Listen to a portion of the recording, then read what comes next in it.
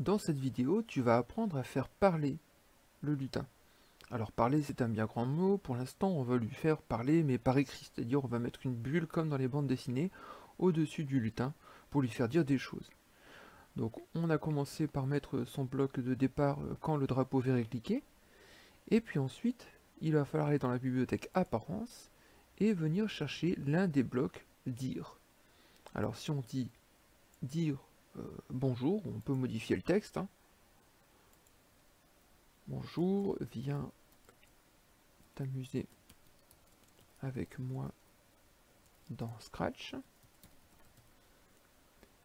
Si je demande d'exécuter ce script-là, et bien quand je vais cliquer sur le drapeau vert, c'est-à-dire ce drapeau vert ici, qu'est-ce qui va se passer? Je regarde le prochain bloc, et bien le lutin va dire « Bonjour, viens t'amuser avec moi dans Scratch ». Je teste, je clique sur le bouton vert, et le lutin est bien en train de dire cette phrase, et vous voyez qu'il le dit, mais de façon permanente.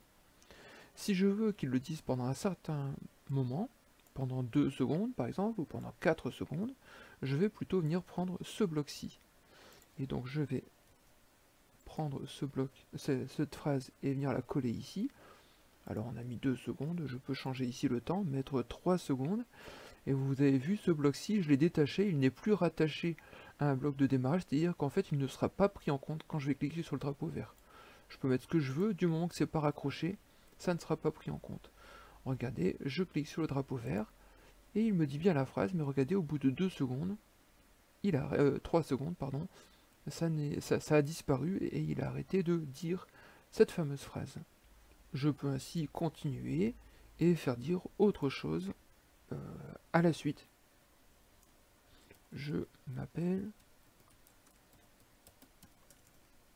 Scratchy, par exemple. Ça, je peux l'enlever, j'en avais plus besoin, regardez. Bonjour, viens t'amuser avec moi dans Scratch, ça dure 3 secondes, et à la suite de ça, il dit je m'appelle Scratchy pendant 2 secondes, et tout disparaît.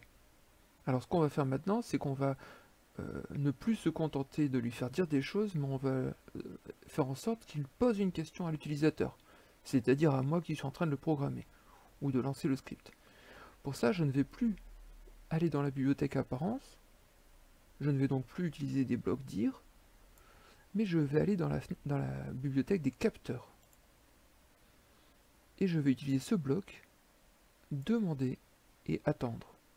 Et puis la phrase ici me convient bien, demander quel est ton nom et attendre. Alors voyons voir ce qui se passe quand je clique sur le drapeau vert.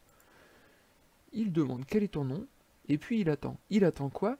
Eh bien il attend que moi, qui suis l'utilisateur, vienne remplir ce champ texte ici. Je peux écrire que je m'appelle Monsieur Petit. Je clique ici sur la coche, et puis il ne se passe pas grand chose, puisque quand je regarde mon script, eh bien la seule chose qu'on demande au lutin de faire, c'est de demander quel est ton nom. Il a attendu, dès que j'ai répondu et que j'ai validé ma réponse, eh bien tout a disparu, il ne se passe plus rien. Ce que j'aimerais faire, c'est réutiliser cette réponse a posteriori.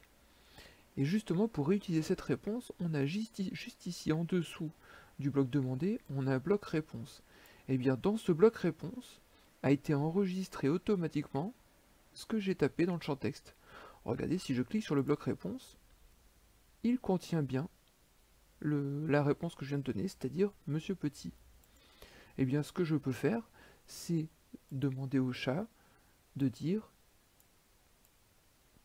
pendant 1 seconde bonjour, puis de dire ensuite la réponse. Et la réponse qui sera Monsieur Petit. Alors sauf si je mets autre chose. Alors cliquons pour essayer. Quel est ton nom? Alors je vais remettre Monsieur Petit. Je clique sur valider et regardez, bonjour Monsieur Petit. Bon alors c'est vrai que c'est pas très agréable parce que la phrase réponse se fait en 2 morceaux. D'abord bonjour, puis la réponse Monsieur Petit. Moi ce que j'aimerais, c'est regrouper ces 2 morceaux de phrase en une seule phrase. Eh bien ce n'est pas compliqué, on va venir ici dans la bibliothèque opérateur, et on a ici en vert un bloc qui s'appelle regrouper. regrouper pommes et bananes, évidemment ce n'est pas ça que je veux regrouper. Moi ce que je veux regrouper c'est bonjour, puis eh bien, la réponse qui a été donnée. Comme ça permettra de dire bonjour monsieur Petit. On teste. Je m'appelle toujours monsieur Petit. Et regardez ce qui se passe. Alors ça ne dure qu'une seconde, mais vous avez vu le problème apparaître. Bonjour et le M de monsieur Petit étaient collés. Évidemment, ici, j'ai demandé de regrouper deux mots sans rien mettre entre deux.